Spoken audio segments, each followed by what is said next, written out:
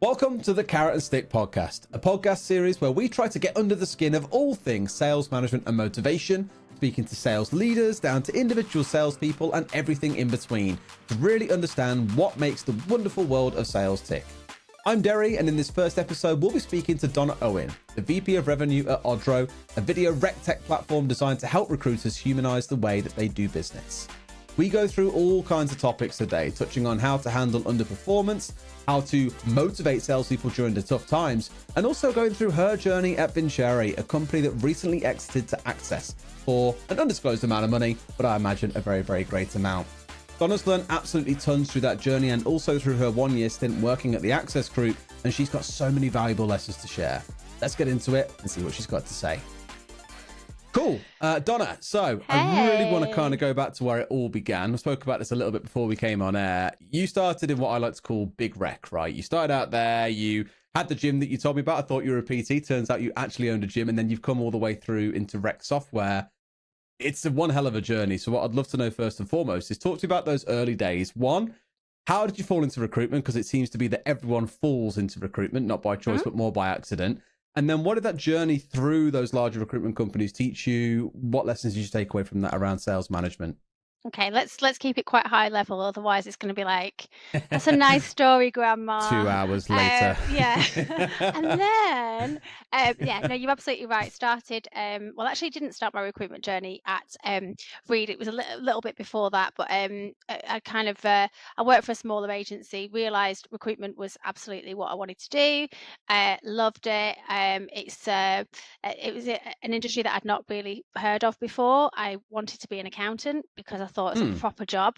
I'm from a pretty rough place in Manchester, and no one was really doing much, and I wanted to do something with my life, and I thought, oh, I'll be an accountant because you don't need to go to university and it's a proper job with a real salary. And so I went to study accountancy and ended up doing payroll in a recruitment business.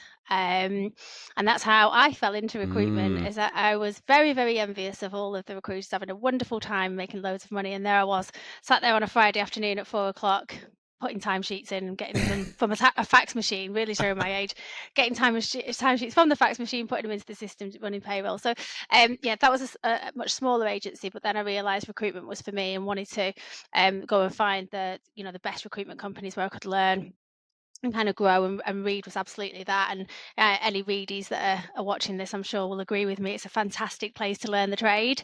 And so kind of worked my way up at Reed. Absolutely right. Got the gym. That was my husband's actually a trainer, and it just seemed like the right thing to do.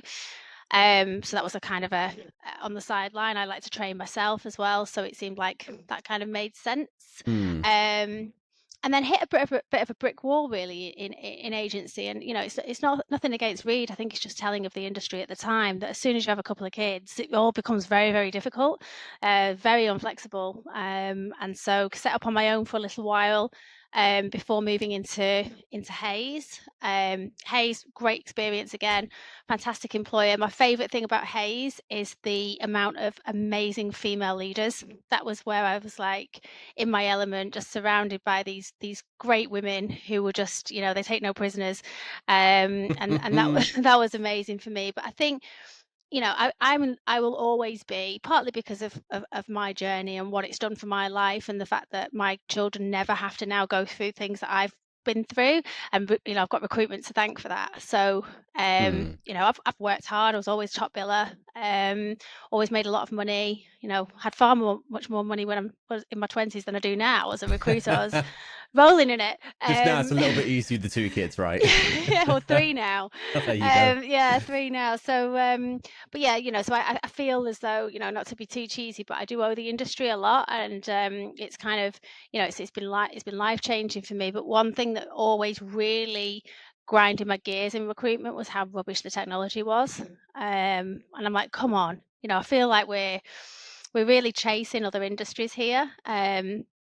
And was always that one, that top biller that just moans about the system and has got, drawers stacks full of CVs in the drawer and just bypassing every bit of admin possible. Yeah. Classic. Yeah, and then just decided that I needed to stop bloody moaning about it and go and do something about it. So, went off to the bright lights of London to seek my fortune in recruitment technology, and here I am, fortuneless. But yeah, so 5 years now, 5, 6 years later, and actually in the last 5 years, in terms of me and my career and kind of sales leadership, um, I've actually grown more in terms of my career in the last 5 years than I did in recruitment in 12. So I think it was probably a good decision, and I've definitely found my happy place now. Interesting. It's such a fascinating conversation. I have it all the time with my team members when I'm saying, there's such a wonderful opportunity in SaaS to learn so much because it's such a broad industry that many don't really know about as such. Like they see software, cool, it's software. The actual kind of software as a service world behind that itself is just so fascinating to learn from. Maybe we dig It's into that mad. actually as well as a starting point, right? Because I think the one name that anyone will know, especially if they're in recruitment, is Vincere, right? That was the big journey you've just finished on recently as well. Yeah. 3 years there. Guys had the access to and the exit to access, other way around. And that's like one hell of a journey. It must have been really exciting. And I know your role there was like global sales leader. What define that role for me? Because titles can mean a lot of different things in a lot of different businesses. Were you managing every Yeah. salesperson around the world? Were you responsible more for London and selling out there to different markets? What did it look Yeah. like? So Vincere will always be, there'll always be like a Vincere logo like etched on my heart. And again, it sounds really cheesy, but honestly, that three, it was actually nearly 4 years, was just the most defining 4 years, and has now kind of almost set out what I'm not old, but I'm probably, not the start of my career either. And I think that the 4 years at Vinny has really etched out what the rest of my career is going to look like. And yeah, absolutely joined a few weeks before the first lockdown, and I had a little bit of a wobble when obviously Boris came on the telly and said, no more. Yeah. And I was, my husband, as I said, is a personal trainer, so had no work. And it was a bit of a gut check time, to be honest. I'm like, I've just come out of a pretty a highly paid senior role with lots of security and everything else, to go and take this chance going into a brand that I'd followed and loved for quite some time. Mm. So I was a big Vinny fan prior to going along, and yeah, and it's not paid off. It's backfired and smacked me in the face. And actually, the opposite was true, because don't forget we're in recruitment, and recruitment's like one of them Weeble things that just won't be held down. So Nope. instead of what we thought might happen, which was recruitment businesses are all going to go under, they're going to stop hiring, they're not going to buy any rec tech, the actual opposite happened. Now, we were quite clever and tactical in the way that we structured deals for the product, and made it very, very easy to invest in throughout the pandemic, and really took care of our current customers as well. I think that was quite smart. But ultimately, because recruiters won't be held down, they were like, right, okay, well, we've got no jobs, but do you know that digital transformation that we've been putting off for the last 3 years? Should we do that until all of this, this virus stuff has kind of blown over? And yeah, so we saw an amazing amount of growth, and I went from um, really just being a kind of senior sales exec. Really, I went in, I didn't care about the job title. I don't care about job titles. I want, it's, for me, it's all about the product, it's about the brand, it's about the opportunity. Went in as a kind of senior, I suppose, team leader, Mm.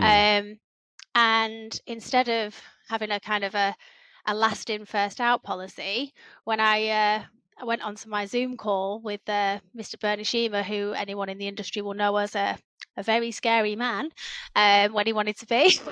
I was thinking he's gonna, say, sorry, we're in a pandemic. He actually said, look, why don't you take over the team? And so forever thankful for the opportunity, but hopefully, he'll agree that that paid off.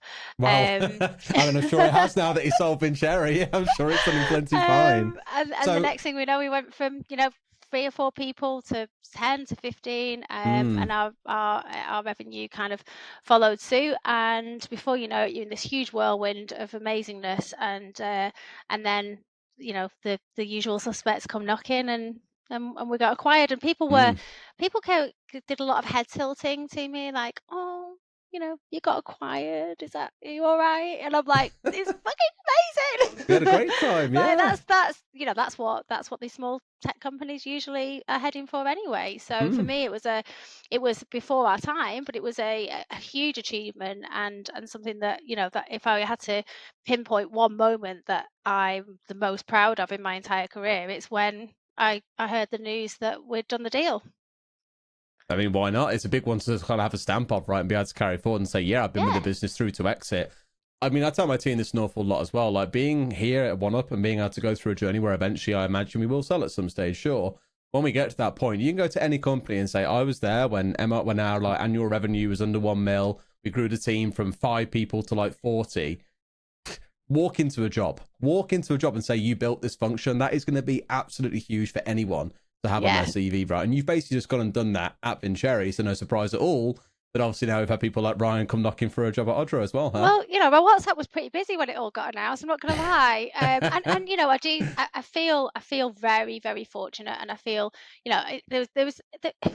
in some respects I was in the right place at the right time, but there was an awful lot of blood, sweat, and tears that went into that 3 years, and a lot of tears, and we did some incredibly large deals that were we were under resourced for, we were punching above our weight for, and it was really, it was taking its toll. So yes, I was relieved when we achieved that, because it You meant finally that I get to could take breathe a again. breath. Yeah. Yeah. And then in a world which is uncertain, and there's people out there who are out of work, and my WhatsApp's going off. So I don't understand why anyone would think that that was anything but a really positive experience. It was Mm. fantastic. But I I've think for always some, followed it's Odro, sad when the ride sort of ends, right? For some, they always think it should go on forever, whereas for some companies, no, there is a goal to eventually get out, right? yeah, 100%. Mm. And whatever Bernie and Eloise are doing now, I hope it's amazing. And one of the reasons why I worked so hard for that time is because they did. When you Mm. sit, and that's something that I know we're going to go on to my kind of leadership style shortly, but that's something that I've really taken into this role, is that yes, you can do all of the process and the structure and put everything into place and all the different sales methodologies, but nothing gets your sales team popping like seeing you doing it and working hard. And when I was working Sundays, so were they, and they're 7 hours ahead of me, so it's their night time. So I feel as though that's whatever they're doing, I wish them like Well, well. that's a really good point to kind of bring out here as well, because I've always kind of viewed it as when we bring guests onto the podcast, the idea was that we'd either be talking to a leader and talking about their style, or to an IC, an individual contributor, and about how they're managed. But here you probably got really good context. So you said Bernie, quite a scary guy at points, but what was their management style? It wasn't just a case of all they did was work on a Sunday and therefore I was mega inspired. What were the things that they did right to really inspire and drive you to give your absolute all for those 3-4 years? I think their obsession with the product was hugely effective, and it made me obsessed with the no with my product knowledge as well. Mm. And then that kind of rubbed off on the team, and hopefully if you speak to any of the global team at Vinny that were reporting into me, if I wanted to leave one legacy, that's what it would be, is that I want them to be able to demo like no one else, because their knowledge is like fantastic. So I think that in Vincherry there was never really any sales training. They never said to you, this is a cadence, and this is what we do here, and this is our commit. There was no commit calls, anything like Mm. that. That didn't exist at all. But we knew how to sell that product, and so that was their style, was to build the best possible product and give us the best possible chance of success. But also they didn't scrimp on the sales team. OTEs were big, because why not? If people are bringing in the money, why not share the wealth? And so that was a big thing, is that we were able to hire the best salespeople on the market, Mm. give them an unprecedented amount of product knowledge, and set them off on their way. And they saw me. I was billing 2 million ARR a year as an individual contributor at Wow. Vincherry, and they saw me do that, and they were like, "Yeah, we want to do that." So I was like, "Come with me, and I'll show you how." And that was Yeah. really, and actually, that's it was only once we were acquired, and I said I'd stay at Access for a year, and I did. Great company, by the way, fantastic company. They do things in the complete opposite way. So they have a remarkable sales engine, and they have people who are absolute experts when it comes to the science of selling. And so I feel that now I'm in this unique kind of position where I can almost merge the two. So, the lead by example, come on a journey with me, sell the product with a sprinkling of this kind of process and structure and rigor Mm. that has made Access so successful. So that's where I'm kind of experimenting with at the moment, Audro. And what's your leadership style at Odro? Are you given used to run a gym, quite a drive? Did you put on some banging music and go, let's go, lift those That is phones, my lift those leadership phones? style. Or are that you is a bit that more that's kind of a bit more hard edge, or are you really soft and kind of like caring? Like, what is the style you go for? And obviously you can turn those things on and off at different times, but Yeah, it how would you depends on think the your team would situation, but describe you? I feel like they I spend quite a lot of time kind of in the trenches.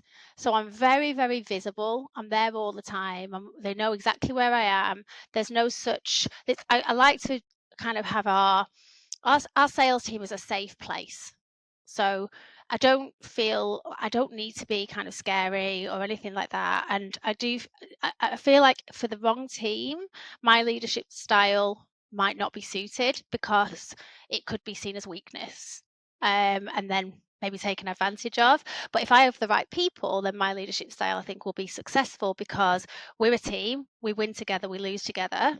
And my kind of obsession with product knowledge, understanding a roadmap, understanding how technology works, I'm going to keep that. That's something that I will take Mm. from role to role to role, and hopefully be able to kind of have that rub off on the team as well. So as to answer your question, leadership style is very much lead from the front. It's very much be there to serve my team. I don't see myself as the boss or the big cheese. I'm very much there for them.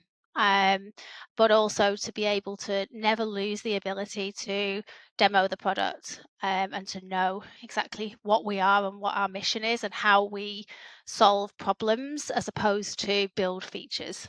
Um, so kind of a blend of all of those, but I can kick ass as well if I need to. But so far I haven't needed to. Well done, guys. Nah, I was going to say 3 months at Odro. I hope you haven't had to kick too much ass just yet. Not just yet, no. I want to press in here around some difficult areas as well, because this is where you really start to find insight that normally never really escapes the surface. When it comes to things like difficult conversations, like I think any sales leader would say, yeah, I really care about my team. We're a family or whatever other word they might. I don't like the word family personally. I'm not sure about you. High performing team, I much prefer to go towards.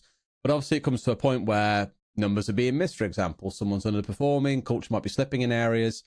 How do you go about approaching tough conversations like that? Because they aren't easy conversations to have, especially when you're trying to get everyone so bought in, right? So yeah, I feel like it shouldn't be a surprise. People know a salesperson knows they're not doing very well before the conversation happens. So it should never be a surprise. But what I believe that you should totally eat the frog and not get to the point where it's kind of irreparable. But it does come down to, and I'm new in post at the moment, and I've seen it before where new sales leaders have come in and straight away they're gunning for somebody. They're like, right, who can I go for, or who can I get rid of? I need to strip some heads because it's going to like stamp my authority early. That's the opposite to what I do. So even if I walked into a total nightmare, which I haven't, by the way, they're amazing. The Save your Odro skin. sales team. They're pretty well known as being total legends. But even if I did, I wouldn't make that decision early on. I would take some time to just build that relationship with the team so that I can have that conversation early and it's not a surprise. And actually, it helps them and becomes that turning point. It should be a light bulb moment where they go home, they have the conversation. It's horrible, it's not very nice. I don't take any prisoners, but the aim is that they go home, have a think about it, and they come in the next day with ideas, with things that we can do, with a plan. And that usually works. And sometimes it doesn't, and it might be kind of the end of the road for people. I think we probably share our hiring woes. Good people, good salespeople are really in SaaS are very difficult to come by. Mm. Um, and not everyone makes it. They think it's going to be an easy ride, and it's not always the case.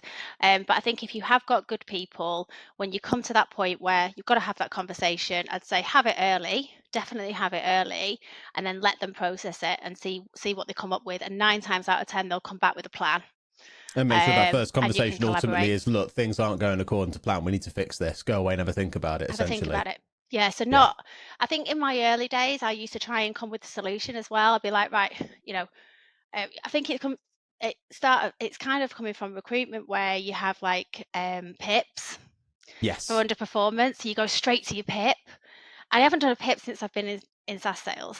Like we Yeah. don't go down that road because it's a one-way street usually. So I think And the that person on the pip doesn't feel good either, right? it's just not productive at all. But that's always what you do in recruitment. You'd always have a really Mm. kind, particularly in the big companies as well. You'd always have kind of a set kind of guidelines, and this is what we're going to do. We're going to put a plan in place. So because I came from that, I think my earlier sales leadership days, maybe early Vinny, would have been right. Okay, you're not hitting the mark, you're not performing. Here's what we're going to do. These are the measures that we're going to put in place. These are what I'm going to monitor over the next 3 months, yada yada yada. And they go away and go, all right then, and Mm. off they go. But actually, if you say things aren't going well, this is why. Now you go away and have a think about what we can do to change it. You often find that what you get when they come in the next day is something that's going to be a lot more effective than if I would have come up with a solution. So I think often it just takes a little bit of a gut check time, a little bit of a, oh, okay, fork in the road. Let's change things. But Yeah. sales is quite tough though because I've been there where I've kind of thought, why is nothing going right? Like, I'm having some really bad luck. Is it me? And actually, at that point, it does take a good leader to say to you, actually, just keep on doing what you're doing. Keep going, keep going, keep going. And then actually your luck changes and you start to perform again. So, but equally, it takes a good leader to go, you're not doing what you need to be doing. So change it. Yeah. You'd always rather Um, it be black and white. You know, if you're doing the right things, just not getting the results, but carry on, or if you do need to course correct along the way, right? yeah, yeah, Mm. totally. Yeah. But I think that's a confidence thing as a leader as well, because you've got to decide whether it is just they're just having a rotten run of luck and they just need to dig in and keep going and you can kind of support them through that difficult time, Mm. or whether they're a busy fool and they seem to be doing the right things but actually what they're doing is not good enough, and it takes Yeah. it takes experience of seeing what works and what doesn't work in order to be able to make that call. But you're playing with people's lives and you're playing with a career, so you've got to try and get it right if you can. You have a responsibility in my eyes to look after and care for them. Yes, whether that's going Totally. out the door and say, look, clearly there's a mismatch here. You deserve a better match somewhere else, or let's fix this here and now. So we want you to stay here, but it's got to be corrected. Totally. Yeah. Mm. I agree. So one thing I would really like digging into with people, and this is just something I've done in conversations over the years always, is like job title transparency. Again, you've Hmm. probably got two relatively similar roles here, but two very different titles. Global Sales Leader at Vincherry, VP Revenue at Odro. Talk to me, what is a VP Revenue at Odro? What's it responsible for? How does it differ to your role at Vincherry? So in Vincherry, my role was very, very focused on new business. So I was all about new logos. I I was very involved with our customer base for two reasons. A, it's just who I am. Like I can't I let think go. every single Vincherry customer I spoke to knew who you were. Yeah, I am. You're doing big deals. You build a big relationship with these guys. You can't just disappear into a puff of smoke. You look like a fake. You've got to stick around. So yeah, that I was involved with the base just because that's me. But I was also involved in the base in that we had a very inbound sales model at Vincherry. Very fortunate. I know, guys, banging the phones. Wouldn't I'm that be sorry. I'm nice? sorry. Um, but we worked hard to create that, and the way that we did that was by making all of our customers into a huge marketing team.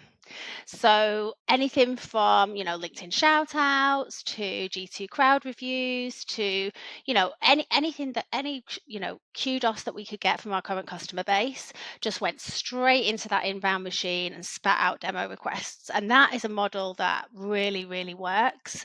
And so I was very kind of involved in the base because I saw it as part of my role as the new business leader. Mm. But I didn't really know from a customer success and account management perspective, didn't really know or care what was going on. When it came to the number, I was like, I'll just keep topping up the funnel, and you guys do. You keep them. That's your job. We've got customer success there. It's your job to keep them. Build great product. They'll stay. My job is to top them up. And I saw that very much as my responsibility. And actually, that was a sometimes 70-hour a week job. So I didn't really Yeah. want to take on anymore anyway. So in Odro, it's slightly different.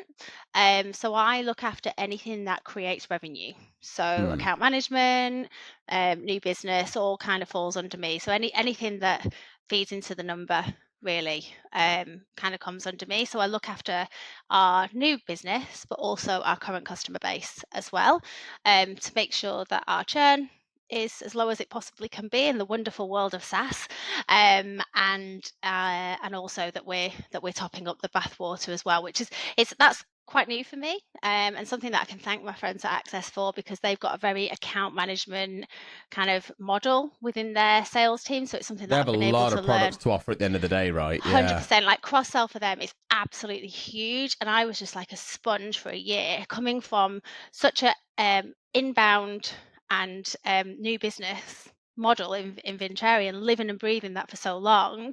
I was completely out of my comfort zone for like the first 3 months at Access, but absolutely just magnified glass them all. I was like, how are you doing this? And actually got very friendly with a lot of the sales leaders who were outside of the recruitment division, just to understand how they've got this. They've got this ridiculously successful self-sustained. I think their valuation is like 9 billion right now. Yeah, they're a massive company. It's just fascinating. And to come out of this kind of, I know Vincere wasn't exactly a scrappy startup either, but it was when I started. So to come out of that and all of a sudden be dropped into this huge kind of well, it wasn't really corporate. The culture isn't corporate Access. They're lovely, but it was, it was just a There was a lot of completely different. structure, a lot of frameworks. It was very organized, Yeah. essentially, right? And I'll be honest with you, I would not be able to. I don't think Ryan would have hired me for the revenue role, nor would I have been able to do it to the extent that I've been able to do it had I not had the Access experience. Mm. Because I would just have been like a bull in a china shop, bring me some new logos, like sell, sell, sell, sell, sell. Whereas actually now I can sit for 2 or 3 hours, look at a report, look at spend versus opportunity, look at cross sell, look at upsell, look at churn, and all of that lovely stuff, and really know kind of what I'm talking about, or at least I can sound like I do Mm. anyway, which is the main thing. But And, so and, it's and, kind of and led color to me that. curious, this is a small tangent point, but you guys obviously released a higher deck recently, right? Which I guess for you is Yeah, a new motion in terms of it being PLG. yeah, it's Mm. it's Exciting, different frontier, right? Having to manage product leads. yeah, no, it is, and it's an exciting, not pivot for Odro. I think someone described it to me as a pivot at a recent event that I went to, and actually I said no, it's not. Like I don't. Yes, Odro is famous for video, and they're really good at it, and they build fantastic products, and it's very that's kind of what they're known for in the market, or what we're known for in the market. I was But about to say it's not a we, it's a yeah, we thing now, not a I know, they. I know. But so the higher deck thing, I think, is absolutely though in line with the Odro vision, which is to build technology which humanizes the hiring experience. So that doesn't humanizing something doesn't have to mean that you've got a talking head on a Video, video. yeah, It's just absolutely. bringing the people element back in, and coming from the world of CRM and seeing how AI is kind of changing the face of recruitment, and people are there's a real difference in AI at the minute in terms of um, some recruitment businesses absolutely see the value and are using it to carry out mundane things so they can bring the human in. Others just see it as a way to cut heads. They're like, how Hmm. many people can I get rid of once I've got ChatGPT? And it's a really dangerous thing to think, Yeah. because it's, there are some roles within recruitment, as all of the recessions and the pandemic and everything else that recruitment industries had chucked at them, there are some things that only the recruiters can do. And so, now I'm sure that when Ryan decided to build all of this product suite, he probably didn't have the fact that it's going to fit really well in terms of timing with ChatGPT and the new AI tools that are coming in. So part of it's luck, but also it's great timing, because we're in a world where there's almost kind of this threat from AI, and it's a fantastic opportunity to amplify humans in the recruitment process. And we build products, we build technology that enables you to do that in lots of different ways. Now, just because it's humans, obviously the video plays a part in it, but it doesn't have to. And I would say, watch this space. You'll see more products in our suite that enable you to amplify your humanness, that don't have any video in them, because there are other ways to do it, and not everyone likes video, and that's why adoption in video tends to be lower than other products.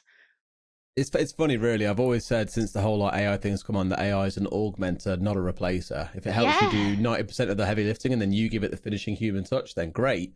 That was kind of the dream for automation all those years ago, when sales sequences came around, when CRM automation was a thing, as you'll be very, very aware of, right?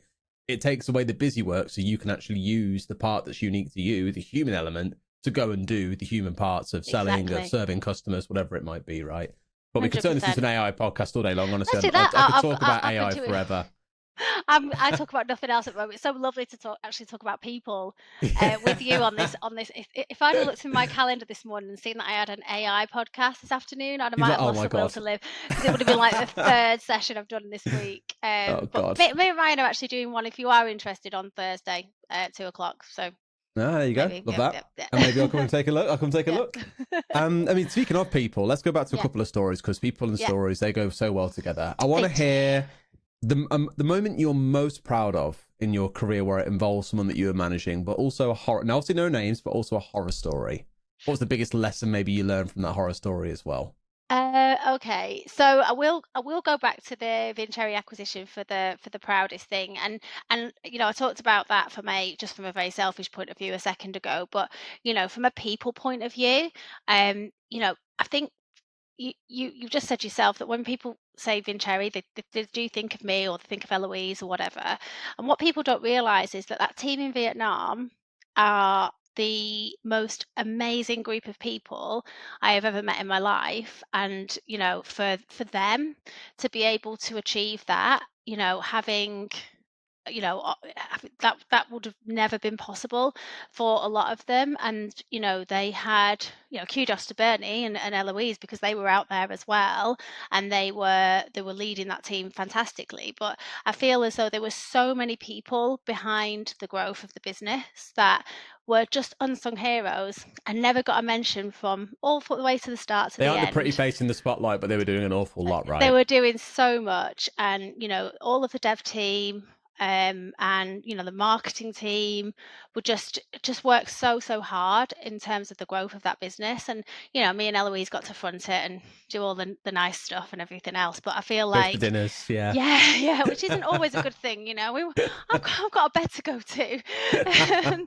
So yeah, I think from a people perspective, I felt incredibly proud of the team, and a real kind of sense. I think I heard about it, and then with the decision had been made, and then I took the dogs out for a walk, and it was just one of those defining moments. It was near Christmas, everything was looking really pretty. I'd been through a bit of a rough time personally, like recently, just before, and it kind of drew a line under that for me as well, and financially as well. And so there was almost everything just kind of kicked into place. And I felt like it was one of those real kind of defining moments where I was so proud of the team and everything that it achieved. So that's probably going to stick with me for forever. That's very lovely. Yeah, but I might be saying the same thing about Odro in 4 years. You never know. And then talk to me about a horror story then. And think here about one maybe that's gone that you've had to manage directly as well. What I'm looking for here is like tactical advice on leadership. So what went wrong? What did you have to do to fix it? Okay, so let's think about this now. Again, no names. No names. And you can word it as politically as you like. So I'm not sure how your team managed, because are you guys always been remote? Were you office Since based? COVID, we realised You've travelling stayed 2 hours a remote. day, pats onto trains like sardines was not fun, so we stayed remote. Yeah. Ah, okay, right, okay. So I suppose when so the thing is with Vincere is that we were very much a work from office culture. No one had ever worked from home. Never. It wasn't allowed. It wasn't a thing. And then obviously COVID was kind of forced everyone to work from home. And so my sales team, and I hope they wouldn't mind me saying this, my sales team were You'll very, find out very, after this is yeah, released. I know. Sorry, guys, love you. So they were young, and they'd just been so used to living in each other's pockets. You know, they did everything together. They went out drinking together, went for lunch, went to the gym. They did everything together, and all of a sudden, they're like dotted around their bed sits in London, and it was an absolute nightmare trying to get them to kind of be motivated. And I felt like most of the time I was kind of picking them up off the floor. Like sometimes I would go onto a team meeting at 9 o'clock on a Monday morning, mentioning no names, but if he's watching, he'll know who he is. And he's literally just got out of bed. You can totally tell that he's got out of bed. And so I felt like this team that were like super dynamic, and some of these guys were there before me and had helped me to learn the product and everything. And I'm like, what's happened to you? And it's almost like something had disappeared, and it Mm, had. And it's that kind of team, that sales team culture, which I think, you know, your team, my team, we've now had to put in technology and other things to kind of replace that. And over the course of the 3 or 4 years since, we've managed to fine tune that and get it right. But that immediate impact and me not having the time to plan and test and everything else mm, pretty much meant that I had no sales team for like at least the first kind of 3 months of COVID. And you know, there were points that I just thought, you know, it's going to be me on my own because they can't do it. And I felt sorry for mm. them as well because it was hard for some people to be, you know, no garden, just sat at I home when mean, they're so I could used to not being imagine around anything people. worse than being living around the centre of London, for example, paying an absolute packet for a tiny little room when the reason why you're paying for that is to be able to enjoy the city of London and you can't go and Can't enjoy do it, it. right? And it was a real, you know, it wasn't, it was forced upon them and it was quick. So if you had time to adjust to something like that, then maybe. But I just found that some of the, you know, the best people became, you know, for a short period of time, pretty useless. And it was because they'd almost like lost the will to sell. Mm, And it's really challenging. And actually, you know, I'm obviously quite. I try and be as empathetic to these things as possible. And you know, if I feel like someone's got something, you know, that I can grow and develop, then I'll hang on to that for dear life. And you know, because some people just don't have that. But if I see it, I'll try and nurture it and grow it. But you know, not everybody's like that. So you know, I could have been under pressure to cut heads and that kind of thing. So yeah, I feel like that was a difficult time, and one that we did come back from. We didn't keep everybody, and that was quite hard as well because we did lose people. Um, mm. and you know, people that were quite new into the role that then, you know, what you're going to do, go into the market at the start of a pandemic It's and horrible, start right? looking for a Yeah. new sales job. It was just, yeah, it was just a bit yucky. And whilst it was, I suppose, the silver lining was that I did have a job and I got a promotion. Sorry. Nice for Um, some.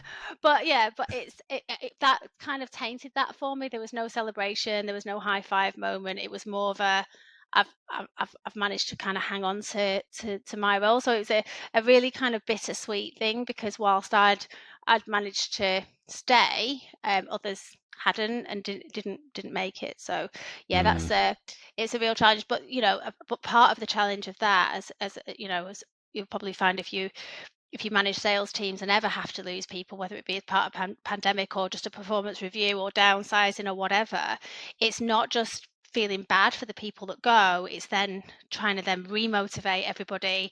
So it's almost like, you know, you get rid of people and you have to walk back in the room and go, anyway, come on then, yes. on the It's a weird phones. one, isn't it? Yeah. I mean, being candid, it's an experience we've had recently. We've let one of our SDRs go and our sales engineer go, for example, recently. Right. Bless them both. and having to go to the team and kind of be, I've always been super transparent as a leader. I'm very casual as well. So I'm always just like, look, I want to be super candid with you guys about why this has happened. I'm not going to sit here and slander the person and be horrible about them, but this is the reality. Either they weren't performing or there was something else that was amiss. Any questions, please do come and ask me. And a realization the last couple of days has been a couple of our newer starters have then kind of panicked and been like, oh God, they let people go during their probation. I'm still in probation. I could be next. Yeah. And having to kind of like put your arm around them and just say, look, no, like we've hired you because we believe in you right now. Sometimes, sure, it won't work out, but we'll let you know if it's coming to that and we'll work through it together. And it's it's a difficult thing as a leader because you do want to be able to, you've got to make these hard decisions for the sake of the team. If you want to have a high performing team, you've got to have high performance, shock horror. And trying to be candid with people, it's always a tightrope to walk because you don't want to be over honest to the stage that it looks like that you're slagging people off. But you also don't want to hold so much back that it just looks you're peddling out a corporate line about we wish them all the best and they were great while they were here, because people will look at that and just go, yeah, bullshit, right? Yeah, it is really hard. It is, and I always think it's hard. Like you say, you're absolutely right. It's harder to manage. The managing the letting people go is very temporary. You as I said before, you have the conversation early, you eat the frog, you do what's best for them. And I do believe that it's not me having a cop out and be like it's easy for me. So it's actually best for them to go and do something different. An underperforming sales team is not a nice place to be. And if you're not performing, it doesn't matter whether you might look like you are, and you put on a good act. Everyone goes home and knows that no one wakes up in the morning and is like, I feel like being shit today. Like, Yeah. everyone wants to be good. So when you're not, it feels rubbish, and that's human nature. So I actually don't get a kick out of it, but I do feel as though releasing somebody from that pain is actually the right thing to do. And eventually, no one's ever, come back to me after they've been fired and said, "You're a bitch, you ruined my life." It's quite the opposite, actually. And that's all about how you do it. The hard part is the other people and saying, "Right, Yes. okay, come on then, let's crack on." And Well, like your you say, first finding that responsibility line. is your team, right? Regardless of what's actually happening around it. Totally, yeah. But let's try not to have too much sacking people anyway. Let's try Let's focus on retention. hiring Yeah. people. And again, this is probably a good note to kind of start to wrap things up on as well. When it comes to hiring people, what are the top 3 things that you look for? So let's say someone out there is a first-time leader like you were back in the day. I make it sound like it's a long time ago. Yeah, Like you were back when you were first hiring people. What advice would you give someone when it comes to hiring? What should they look out for? What should they be wary of? What things do you get excited by when you see or speak to candidates? So just from a personal perspective, I actually, and I'm not sure whether this carries over to other industries, but if you're in rec tech, go for recruiters. Honestly, I just feel as though even though you might have a little bit of a journey on the tech side, it's that for me one of the hardest parts of onboarding new people in rec tech is, and actually not just onboarding them, but just to keep bringing them back to the outcomes and the pain, is getting them to understand what it's like to work in recruitment, because it is a bit of a different industry, Oh, it and is, it's yeah. different mindset and everything else. And Is recruitment sales to you? Does it count? well, I did say yes until I learned how to do proper sales. You saying recruitment isn't proper sales? It's not good enough to be called sales? It's not sales in the purest form. So there's Yeah. no, now actually they're starting to catch on. I think there was a piece, I can't remember I saw it on LinkedIn. Recruitment companies are now starting to set up like sales cadences. Yeah, they're actually having like BD teams and stuff. In fact, Sourcewell's a really good bit of tech for that as well, to be fair. I've noticed And I that's think come it is. around. It's I'm the like, Source Whales and the Force 24s. They're all starting to come into recruitment businesses now. So that's it. actually, I feel like it will be like proper structured sales. Once I actually learn, as I said before, the whole access journey, where I learn, and I became obsessed with all of the different sales books and everything else. I'm in Pavilion, like I'm just obsessed with it now.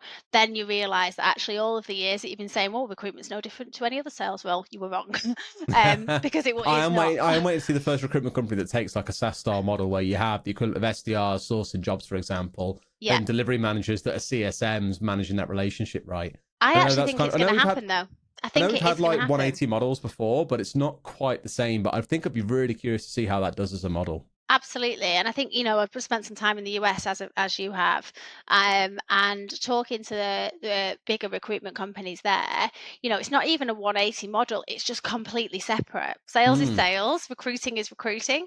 They're just mm, completely separate. Which actually was quite timely for us modularizing our product because we were able to kind of, hit both separately without overcharging. So, yeah, it's I do think that it's becoming more like sales, but I believe that I was wrong for the years that I thought there's no difference between selling people and software, because there is mm. huge difference. Fair What was enough. our original discussion I about? was about to say it's one Hiring. hell of a tangent we went on there for a little injection, wasn't it? Yeah, go Hiring, on. yeah. So in rec tech, I'd say that or any kind of recruitment related industry, an ex-recruiter is a pretty good shout, just because you don't have to then try and educate them as to how recruitment works. Yeah, they just get Um, it. yeah, in product sales, I feel like one of my things that I want to get out of an initial conversation with a candidate is I want to see whether they understand how products work, or product development works. I'm not asking them to code anything. I just want them to have a basic understanding of how it works, because as I said right at the beginning, that's where I think my Vinny guys topped some of their competitors. It wasn't just, feature versus feature. It was them understanding how it all works under the bonnet, and then being able to apply that to the customer's pain. That's Yeah. that was a real kind of winning formula. It sounds like a So pretty good summary there. Is one, deeply understanding the customer, and a second is deeply understanding the product, right? And the two yeah. coming together make for an excellent salesperson. Yeah, and then the hearts and minds piece. I Yeah. want to fall in love with them in that first meeting. So Josh, who worked with me at Vinny, I had to make up questions to ask him in his interview so that I didn't sound like a complete idiot, because all I wanted to ask him was, when can you start? Because he totally won me over after like 5 minutes, and then I was like, I'm gonna have to flesh this one out now. But Try and draw yeah, it out. he totally won me over. He can hold a room, and I think that's for me, that is the number one trait of somebody who's good in sales. In that, Infectious personality, essentially, right? just build Draws that people trust in. straight away. You just trust him. You just trust you hang your coat on every word that he says. And actually, that's quite unique in sales. So I feel like a lot of salespeople have the opposite of that, where they're very scripted, and that builds mistrust. And so I feel like, if we work as leaders to instill more confidence in our teams, in their own abilities to, be a human, and to win hearts and minds, and they'll definitely use the script in the back of their mind, but it won't come through. It'll all be them, and Mm. they'll build that trust. So that's what I'm looking for. I'm looking for somebody that is incredibly likable, can build trust, loves products, and has some sort of idea of the industry. The whole kind of sales process stuff, I think that's the easy to teach stuff. Yeah. I've picked it up in a year or less, 6 months, and I'm now running a team, and I've implemented the whole lot. Like, You they're like can little medic teach robots. knowledge, but not really. You do medic as well. Yeah. You can teach knowledge, but not strictly the personality side. That's just Yeah. kind of something you've got, right? It's not rocket science, that stuff. But yeah, I think the personality stuff, and the ability to be able to understand, customers' pain, and how we apply product to outcomes, I think that's the money shot for me. So if Amazing. anyone's looking, come and see Ta-da. me. Not for one up. No, stay where you are. Amazing. Well, Donna, look, we've gone over the 45 minutes, is Oh, what I okay. normally said would be our max. Honestly, My tea will be ready then. I could talk for another hour. In fact, my cat has just started mewing because she knows that it's dinner time very Oh, soon. So I have bless to go her. and feed her very soon. Oh, Bless her okay. heart and Well, soul. it's been lovely. Thanks for having me on your has. first one, and Yes. I hope the rest are as interesting. And I'll definitely be subscribing and watching the series. Well, speaking to one of your teams soon, actually, so I I'll see what their know. perspective is, eh? Let's see what she says. What's Donna like as a boss? She's like, Oh, I'm no. under a gagging order. I can't say a word. I can't wait to hear it. Exactly that. Anyway, Yeah. thank you. Enjoy the sun, Donna. Absolute pleasure Thanks, speaking mate. to you, and hope to have you on again soon. All right. Talk to you soon. Bye. Bye.